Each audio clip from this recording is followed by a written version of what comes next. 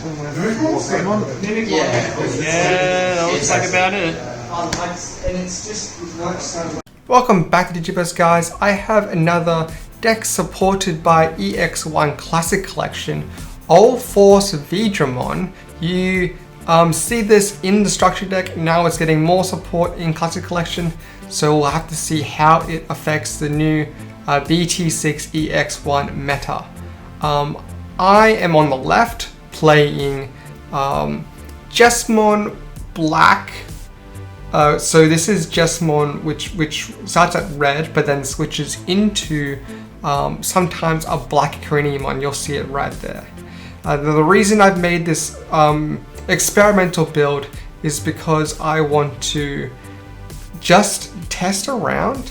Craniumon is positioned really well in the meta because of its anti-deleting effect, and there's a lot of deleting in the meta right now. A huge blocker, and it is completely untouched by things like the Agumon and the Gabibond. And Three Musketeers has a lot of trouble with it too.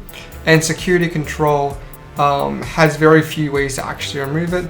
Of course, it has the DP depletion as well as the digivolving, but that's about it for it. So that's why I was trying to mix Craniumon in this build. We'll see just how it runs, considering that Jesmon can be a rather bricky deck, and maybe mixing another color into it might make it more bricky. But they've already got a ultimate here. I had hit for 2 security before. Perhaps I had pushed too early, but I generally just wanted bodies on the board and a hit in security, considering that he had already going into his Mega here, and now an Omnimon hitting into my security, already having such a big board. Omnimon well positioned there, running into a Jesmon, keeping it alive.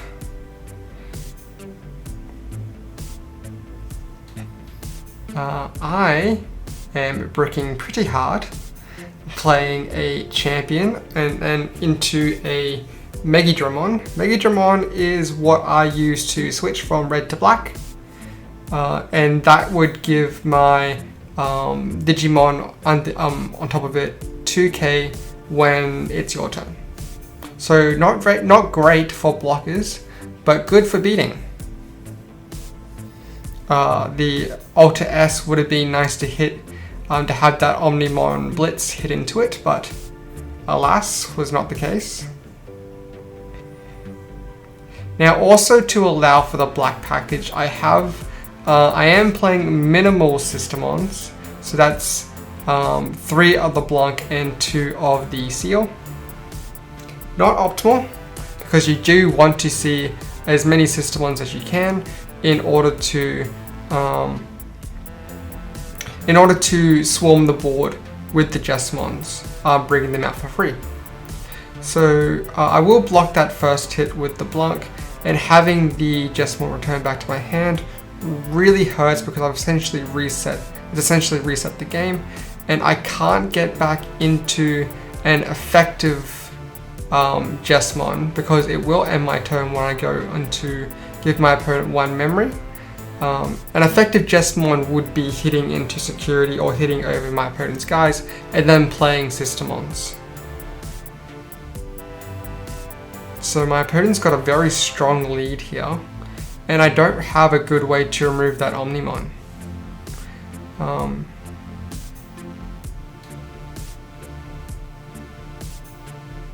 So now I'm just really in an awkward position.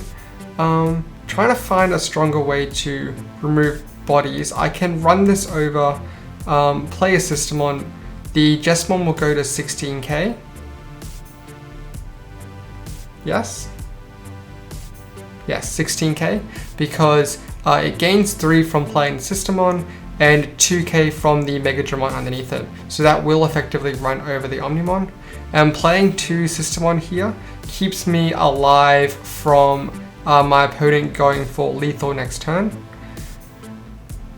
And putting him on exactly 1 memory will hopefully starve him off a Lobomon.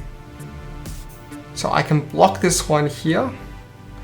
The thought process here was if I block twice, then, you know, if he has the Omnimon, he has the Omnimon. But I needed to keep the DP boost on the Jesmon because I needed to keep him alive in order for me to actually be worth anything in the next turn.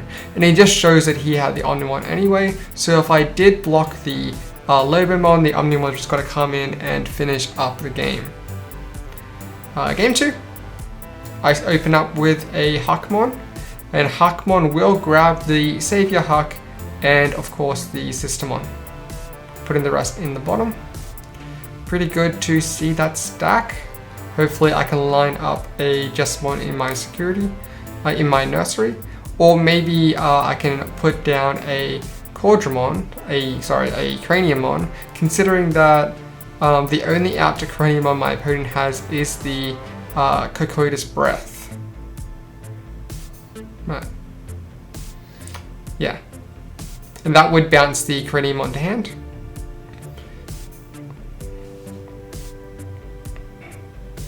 So looking alright here, playing a Systemon and getting that free draw. Zero here will reveal 3 no hits. But it will get itself a boost. I am not very familiar with the effect, so if I got that wrong, I apologize. Anyway, when he evolves into the Aero V, it will unsuspend itself, and then when it hits, it can use the Zero's effect to put 3 Digimon that are not Digitama back in the deck to draw a card. Sora and Joe will shred the bottom sources out of the Savior Huck, and then when UlforceVeedramon swings again, it will take out a security, and UlforceV comes down, bouncing the Blanc back to hand. They'll get the draw of the evolution. So I pick up a rookie. I now have the Jesmon. It's only got 1 security check. Unfortunately, it would have been nice to keep the Greymon underneath it, but it was shredded by the Sora Joe. But running over that UlforceVeedramon is fine. And getting the second swing in is also good too. Playing a Blanc, so I have a blocker even though my opponent won't be attacking this turn. No, this is a seal. That's really good considering that I will gain 2k from each of them, putting my Jesmon up to 14k, making, 18k. So I wouldn't have needed the seal. I just don't think I had a Blanc in my hand to play for the extra blocker. Or actually I did. So it would have been a better off to play the Blanc, but it's fine overall. It's fine overall. Getting back the Jesmon to my hand because of the breath. I can hopefully evolve up this Greymon, going into the Savior Huck. Savior Huck will play a Systemon. I'll get the Blanc. Blanc will get me a draw. I can now... I have security attack +1 with the Greymon underneath it, so this will check for 2, and I can go for lethal this turn if I'm not stopped. And that's what I do. We'll go into game 3. This game carried pretty well by the Systemons and the Jesmon package. So we're not seeing a lot of Craniumon, unfortunately.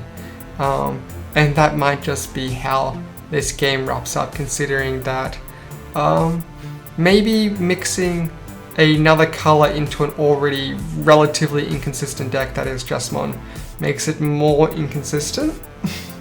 Yeah, that's essentially what I think I'm learning. I'm playing a black mix into Jesmon, especially with Megadramon, considering that Jesmon doesn't really need the additional attack from the Megadramon, and Craniumon doesn't gain anything from it because Craniumon wants to block. I am playing the red Megadramon instead of the black Megadramon, simply because the red Megadramon can be added to hand by the memory booster, while black one cannot, because of course while the black one has the effect that it is red, that is only while on the field and not while in the deck. So if I were to reveal a black Megadramon from this red movie star, I wouldn't be able to pick it up. I'm pretty sure I already have a Jesmon in my hand, that's why I don't go for it, and instead go for the Megadramon, which I will hard play again. 6 cost is pretty cheap for a ultimate. So hopefully I can go into a Jesmon next turn. We'll see how well we can do that. So this Omnimon is just too big for my Craniumon to block, so I let it go. It's got 2 checks. I think one of the sources underneath it gives it security attack +1 if you have a hand of 8 cards or more, and that's why I hit for 2 security there. So there's the Jesmon. Not the best package for it right now. I trade my Craniumon with the Omnimon. They're both 14, so that's one way to remove it. Jesmon swings. I don't have any Systemons in my hand. Yeah, it's not looking very fresh for me. Hard to get those Systemons when I'm only playing 5 of them. I will tell you that while I was testing this idea for the red-black Craniumon Jesmon mix, it was an idea I ended up scrapping. I wasn't very happy with the consistency of play of it. So Jesmon isn't very mixable in my opinion, especially when I have a couple of dead black cards in my hand there. Maybe if Royal Knights in general were searchable off the Huckmon, so I could add Craniumons to hand or Omnimons to hand, but alas, that's just not the case. Still no Systemons, especially from that Huckmon hit. So the Breath will put the Jesmon back to my hand, and I'll just have to start scaling into it. No Systemons from the draw from the Savior Huck, and things are not looking good. I have no blockers here, my opponent can hit for 3, and if he has a Lobomon, then this might just be game. So that's the second last security. That Vmon will actually live because my opponent has more than 8 cards in hand, so he'll get an extra 1000. My opponent does not seem to have the Lobomon, so he will just bounce a level 5 back to hand. Now I need a way to remove all these rookies because they are threatening lethal, and I can't just beat over them. So I will play a Black Tie, and then Iron Fist will kill all the Vmons because they all have the same play cost. I believe that's the case. Correct me if it is actually DP, but I'm pretty sure it's play cost.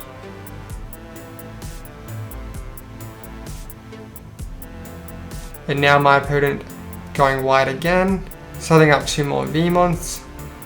This is harsh,